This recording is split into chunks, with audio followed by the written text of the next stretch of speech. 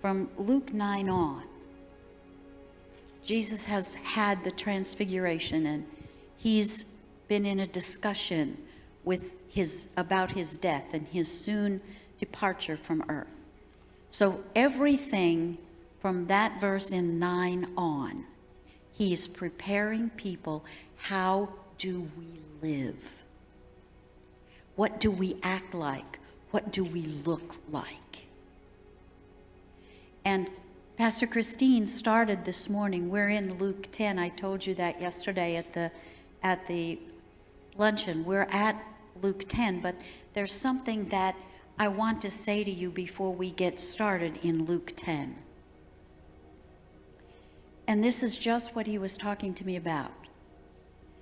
He didn't pick people to run that hadn't been so exposed to him that they knew how he thought, and they knew how he felt, and they knew what was important to him.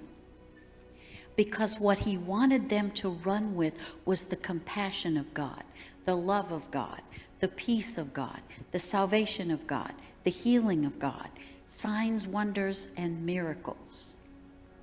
He wanted them to walk into a place and be so noteworthy that the people in the town gave them room.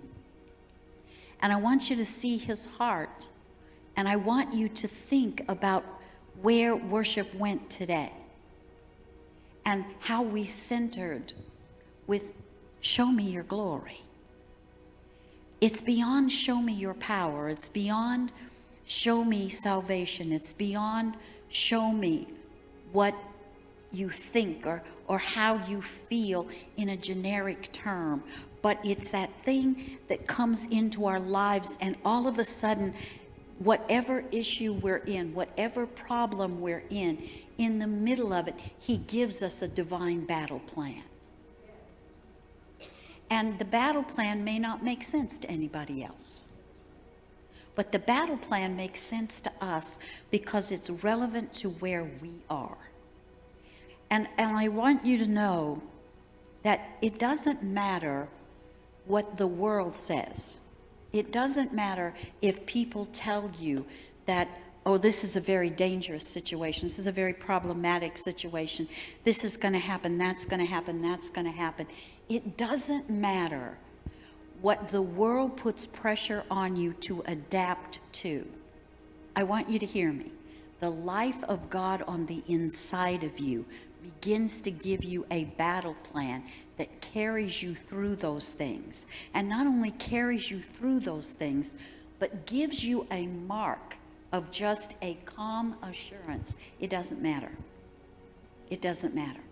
His presence that we sit in is the presence that gives us strength to move. The presence we sit in is what gives us the creativity to know, how do we answer that problem? How do we handle that situation? And we cannot ask other people, well, how did you do it? What did you do? Because your situation is not my situation. And my situation is not your situation, even if the problems are similar. And therefore, God has that battle plan that's just for you.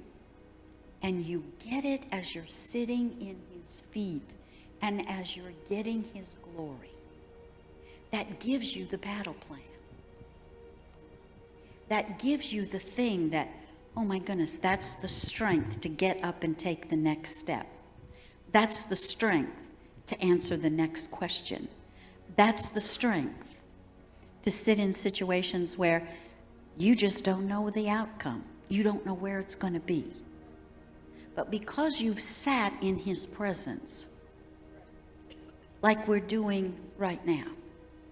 That's what I was saying to you when I said I was watching and he's meeting people just sovereignly. And he's talking to you. He's giving you a download about where you are and how you walk and what you do. And that's part of what you'll run with, is the way he's met you.